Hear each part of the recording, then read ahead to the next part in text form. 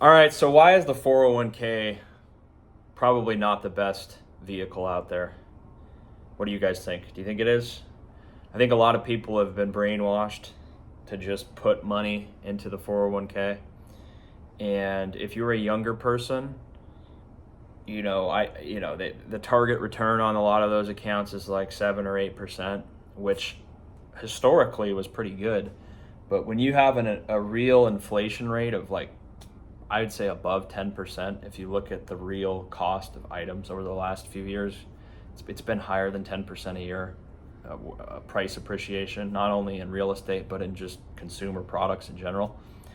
Getting 7 or 8% on your money is not good. It's just not. You're actually losing real purchasing power if you get only 7 or 8%. It seems like it's a good return, but again, prices of literally everything are going up much faster than 7 or 8%, and that's money that you're putting into a fund that you can't use until you're older, right? That money just has to sit there, so you can't leverage it in any way. You can't put it into, I know there are rules where you can put it into real estate or you can take it out and put it towards things, but in many cases you're going to get a 10% penalty for an early withdrawal on that sort of fund of money. So if you have a couple $100,000 in that fund and it's only getting 6 or 7% a year, that's okay if you have that over like 30 years, right? It's going to be a decent amount of money at the end of that time, but you have to look at what the real hurdle rate is. Like, what is the rate of return I need in order to just maintain my purchasing power in the economy, right? Prices of food and energy and homes and rent, do they go up more than 6 or 7% a year? Historically, maybe not, but in the past 5 years, they've gone up way more than that. So if you're just getting 6 or 7%, again, your account balance is going to look higher because you're getting a positive return, but the real purchasing power of that money on an inflation adjusted basis is you're going down. You're losing the real value of your money, right? Because the dollar is just devaluing. It's not going to be able to buy as much stuff when the price of things go up 15% a year and the value of your 401k goes up 6%. There's a 9% gap there. And that's just to break even. You need 15% probably over the past few years just to maintain the purchasing power that you had in like 2019 because of the way that prices have just ran out of control. So people start looking for yield. They start looking for like, okay, this is the traditional route of just socking money away into this, safe, defensive retirement account. It's okay. Like, again, if you have enough time and you're diligent about putting the money in there, you'll be okay. But could you do better if you put your money into other things? I think the answer is yes. Again, the 401k is typically like very diversified. They're not going to be things where you're losing a large percentage of your money. Although I think in 2022 there was a huge, a lot of accounts lost well over 10%, maybe closer to 20% in 2022 because the whole market was tanking that year. So even on a bad year, those can do pretty bad. But you need to have a real inflation adjusted return that's positive. Otherwise, it's just really not worth it, right? So that's why people start looking for other things to put their money in. Real estate was the big one, right? How can I get into an asset? They leverage the money they have to get into an asset that goes up 10% a year, 15% a year, maybe even 20% a year over the past few years. It's gone up that much. And they're leveraging that. So instead of, let's say you have $50,000. If you got a 10% return on your $50,000, that's $5,000, right? If you leveraged that and put it into real estate, let's say you use that 50 to put it as a down payment on a house that's worth 250. If that house that was worth 250,000 went up 10%, you made $25,000 in equity. So instead of making 5, you made 25. So that's what a lot of people do with real estate because they can leverage the money they have and put it into an asset that goes up more. So they're leveraging that. Instead of getting 5,000, they're getting 25,000. And it's a cascading effect, because now the house is worth 275,000. So if the house goes up another 10% over the next year or two, you're getting another $27,500 instead of just getting 10% of 55,000, which would be 5,500.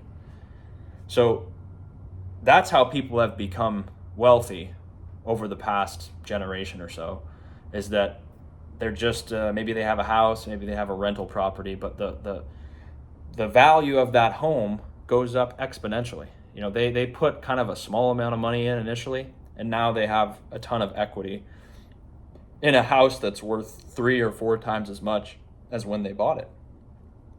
So where else are you going to do that now, right? Someone has to buy that house, and it's typically a younger person that has to go buy that house, and they just can't afford it because the price of the home has outpaced what people's earnings are, what their wages are, and they can't afford it, especially when interest rates are 6 or 7%, right? The monthly mortgage payment is not feasible for them. And if you're an older person that has a 3% interest rate and you have a mortgage payment of like $1,300 a month, you're not gonna sell that, right? You're gonna hold on to that and keep it. So that's what's happening. You know, no one wants to get rid of the cheap money they have, and so younger people have to look for a outlet, and you have to ask yourself, where am I gonna put my money where I can actually get a real return, not a nominal return of like 6%, which doesn't really help me because the prices of everything go up by 15% a year. So where do I actually put my money where I'm going to get a return that's above 15%? Remember, if I get a 16% return and the inflation index is 15%, my real rate of return is 1%. 16 minus 15 is 1. So your purchasing power went up by 1%. You might have thought that you got a 16% return. You said, "Oh my gosh, I'm up 16%."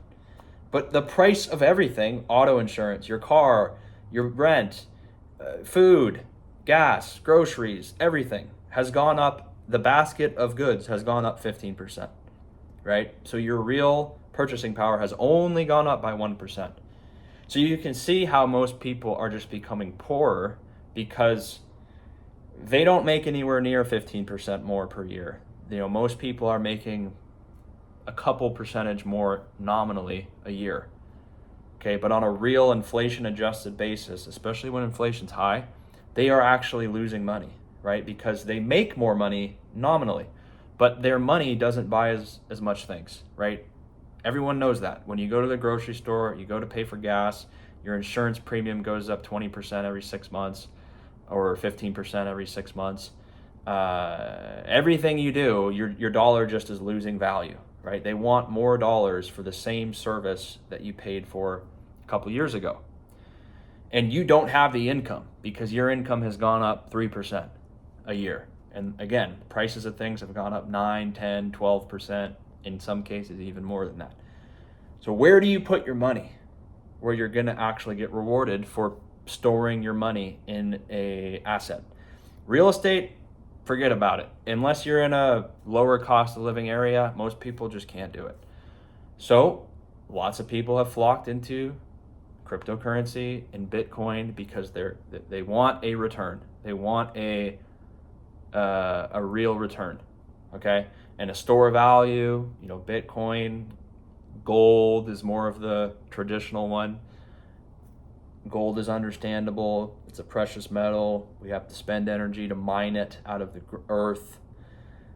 It's been a 5,000 year history of being valuable and being used for payment and, again, store of value type thing. So gold's gone up. The price of gold's gone up. I think over the past 20 years it hasn't done like crazy well, but recently it's done well because inflation's so high. So it's just a hedge for people to say, okay, I'm going to park some money in gold, and I know I'm going to maintain my purchasing power if I just leave my money in gold. Because they can't inflate gold as much as they can inflate the dollar, right? The dollar is something that they can just print, and they do it. They just print trillions and trillions of dollars a year. And they can't print gold, right? They can't do that. They have to actually spend money to go mine gold. There is an inflation rate on gold because you can mine more of it. I think it's a couple percentage a year of the supply of gold goes up because you can mine more of it out of the earth. Bitcoin is something that's got a lot of attention because it's, again, a fixed supply. You can't just mine more of it. It's on a set schedule of the total supply, so that can't be manipulated with. And people see it as a store of value. So I know it's volatile. I know I could potentially lose everything. But if I put my money here, if I come back in 2 years or 5 years or 6 months, am I pretty confident that I'm going to that the price is going to be higher? Yes, right? Because the factors of it are understood. There's a fixed supply. People are using it as a store of value. And people want that. They flock to something where I just want to put my money here, and in a couple of years or 10 years or whatever, when I might need this money, I want to put it in something where I'm going to maintain my purchasing power. So whenever I pull it out, I'm going to have the same or more purchasing power than what I had, 5 years ago. And that's been kind of the case for Bitcoin because it can't be manipulated by governments. It can't be printed into existence.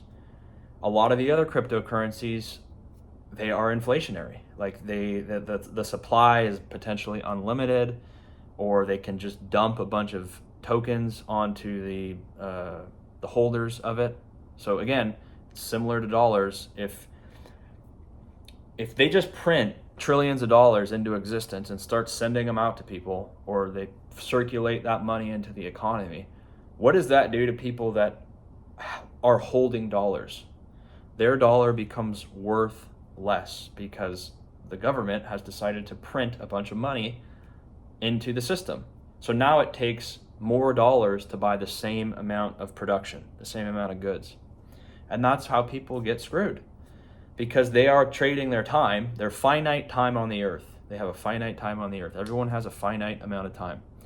And when you have to trade it for a currency which is manipulated, it's slavery, and it's theft. It's theft of your greatest commodity, which is your time, right? Because you trade your time for currency. And when your currency continuously gets devalued, your time continuously gets devalued. So now you have to work more just to get the same amount of goods that you had previously.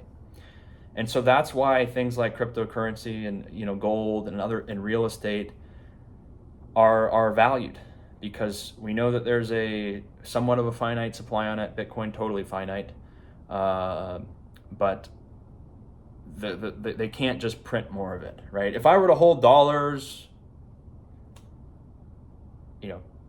ask your grandparents if they're still alive, or your parents, like, how much did stuff cost back in the 70s or the 60s or the 50s?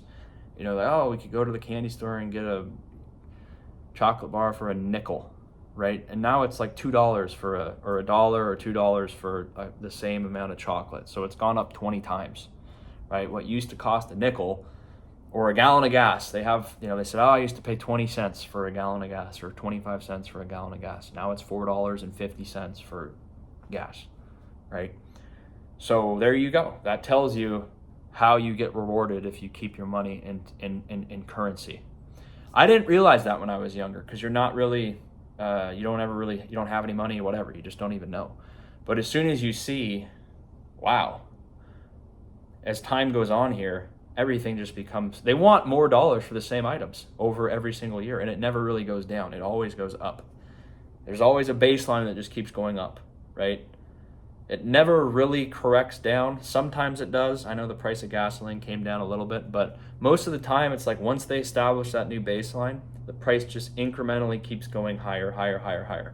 So you have to spend more dollars, because that's the currency we use, to get the same amount of gasoline, or to get the same amount of clothing or food or insurance or housing.